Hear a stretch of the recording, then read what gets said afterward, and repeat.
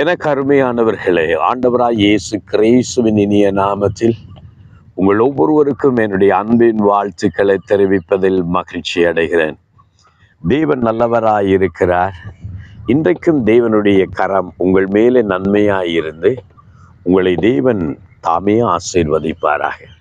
உங்கள் போக்கையும் வரத்தையும் தேவன் இது முதல் கொண்டு என்றென்றைக்கும் பத்திரமாக பாதுகாத்து உங்களையும் உங்கள் குடும்பத்தையும் தேவன் நடத்தி செல்ல ஒரு வல்லவராயிருக்கிறார். எனக்கு அருமையானவர்களே, தேவன் என்னையும் உங்களையும் தமக்கென்று சொல்லி ஒரு பரிசுத்த ஜாதியாக ஜனமாக நம்மை தெரிந்து கொண்டார். தாயின் கருவில் உருவாகும் போதே நம்மை பரிசுத்தப்படுத்துகிற தேவன், வேறு பிரித்து எடுக்கிற தேவன். இந்த தேசத்தில் நாம் உலகத்தில் இருந்தாலும் உலகத்தார் அல்ல என்று சொல்லது போல இந்த உலகத்தில் இருந்து தமக்கென்று சொல்லி ஒரு பரிசுத்த ஜாதியாக இந்த பூச்சக்கரத்தில் நம்மை தெரிந்து கொண்டிருக்கிறார். ஆகவேதான் தேவனால் தெரிந்து கொள்ளப்பட்ட தேவ ஜனமே, நீ பாக்கியவான்.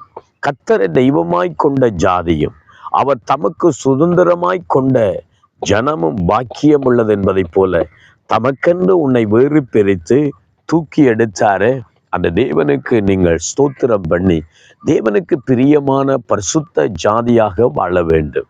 ஆனால் நாம் இந்த உலகத்திலே வாழுகிறதுனாலே இந்த உலகத்தின் சூழல், இல்லாட்டால் உலகத்தின் கலாச்சாரம், உலகத்தின் முறைமைகள், உலக மூட நம்பிக்கைகள், உலக வழிபாடுகள் சில வேளைகளில் அநேகரை பாதித்து விடுகிறதை பார்க்கிறோம். எரேமியாவின் புஸ்தகம் 10வது அதிகாரத்தில் 2வது வசனத்துல அன்னைக்கு இஸ்ரவேல் ஜனத்தை பார்த்து சொன்னார், புறஜாதியாருடைய மார்க்கத்தை நீங்கள் கற்றுக்கொள்ள வேண்டாம், அவைகளின்படி வாழ வேண்டாம்.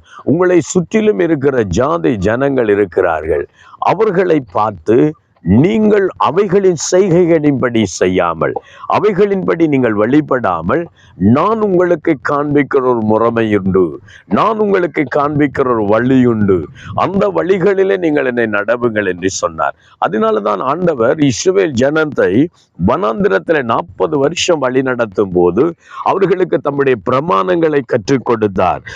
லேவியராகமம் புஸ்தகம் 18வது அதிகாரத்தை அங்கே 3வது 4வது 5வது வசனத்தை நான் உங்களுக்கு காண்பிக்க விரும்புகிறேன்.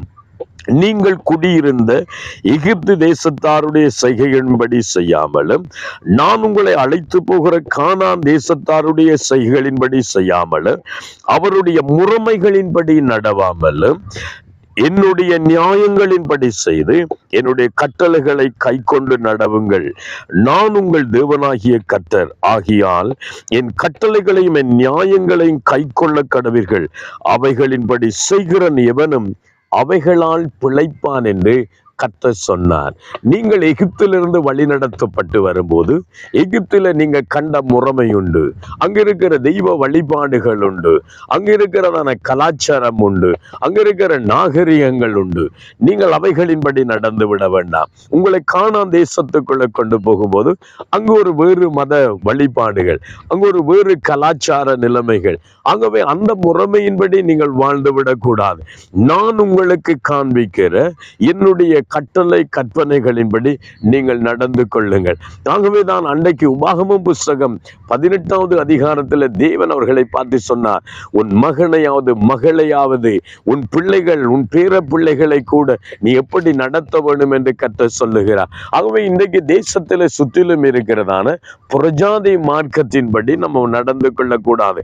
புறஜாதியாருடைய மார்க்கங்கள் விக்கிரக ஆராதனையாக இருக்கிறது. அந்த மார்க்கத்தின்படி நம்ம நடந்து விடக்கூடாது. ஆண்டவர் நமக்கு ஒரு கட்டளையை கொடுத்தார். என்ன சொன்னார்? என்ன என்று உனக்கு வேறு தேவர்கள் உண்டாயிருக்க வேண்டாம். வானத்தின் கீழே பூமியின் கீழே அங்கே எனக்கு ஒப்பாயிருக்கிற ஒரு சொருவத்தை ஆகிலும் ஒரு விக்கிரகத்தியாலின் உனக்கு உண்டாக்க வேண்டாம், அவைகளை சேவிக்க வேண்டாம். நீயாயனும் உன் பிள்ளைகளாயினும் அங்கே நாள் பார்க்க வேண்டாம், குறி பார்க்க வேண்டாம், சன்னதம் செய்ய வேண்டாம், அங்கே தீக்கடக்க வேண்டாம் என்று கர்த்தர் நமக்கு ஒரு மார்க்கத்தை போதித்து கொடுத்தார். ஆகவே தேவனுடைய பிள்ளைகள் தேவனங்களுக்கு எழுதி கொடுத்த வேத வார்த்தையின்படி நடக்க வேண்டும். அவங்க அப்படி செய்யறாங்க.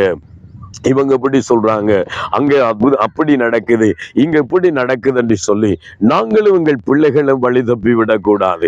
ஆகவே தேவனுடைய பிள்ளைகளே, இன்றைக்கு கர்த்தர் உங்களையும் என்னையும் பரிசுத்த ஜாதி ஜனமாக நம்மை தெரிந்து கொண்டிருக்கிறார். தேவனுடைய நியமங்களை தேவன் நமக்கு வேதத்தில் எழுதி கொடுத்திருக்கிறார்.